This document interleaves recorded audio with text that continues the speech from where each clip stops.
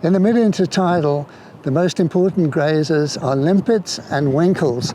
So winkles are round shells like land snails, and they tend to gather in little crevices when the tide is out, but when the tide comes in on a wet day, then you'll see them wandering around on the rocks, grazing on the softer algae.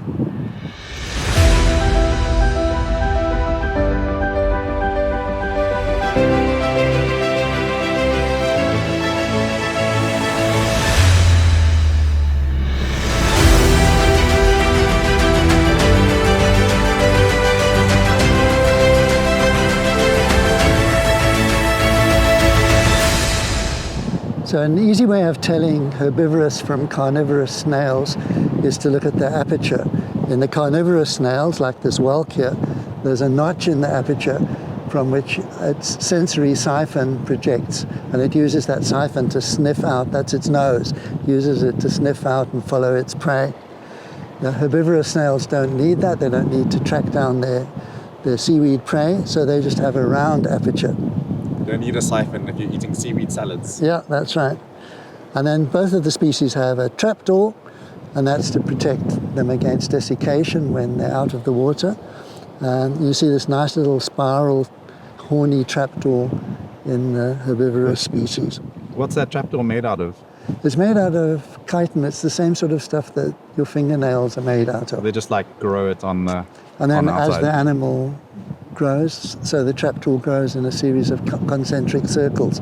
So if you look at it closely, it's got like tree rings in it. So it's to stop predators getting in, but also if they get stuck out the water, they can keep the water It's inside. to keep them damp inside, So they don't dehydrate. to not dehydrate, but also it's a protection against predators, yeah.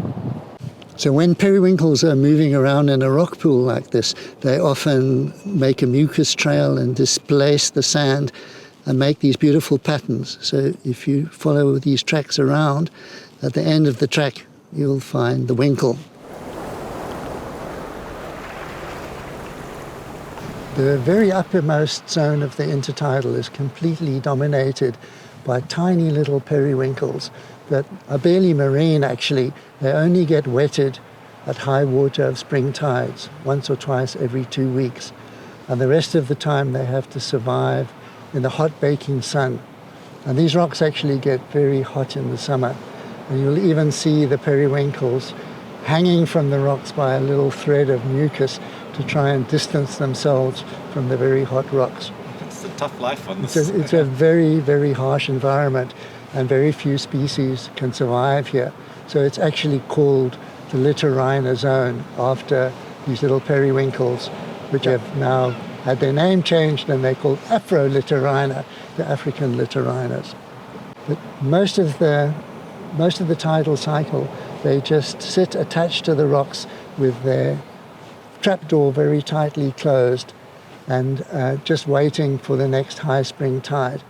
When they get a splash. When they get that splash of water, then they turn over and they move across the rocks, grazing on tiny microscopic algae, which make these little dark marks that you can see here. So it's a very tough life actually up here. So they only get splashed by the waves at high spring tide, and that only happens a couple of times a month. So dinner only comes a couple of times a month. You have to really get in there and graze off these little tiny microscopic algae on the rocks, and then hunker down, close up your trapdoor, and sit tight for another 2 weeks waiting for the next high tides.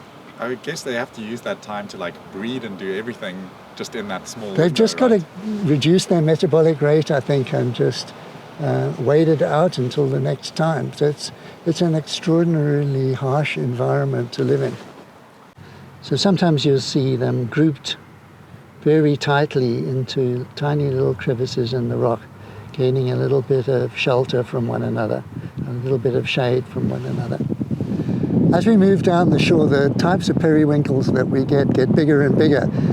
So the tiny ones are up at the top, the medium size in the middle. And if we actually go down to the bottom of the shore, we might find that giant turban shell, which is the largest species of winkle that we get in South Africa.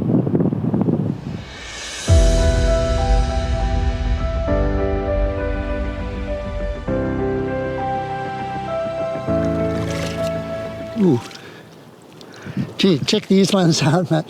So this is the largest species of periwinkle that we get in South Africa.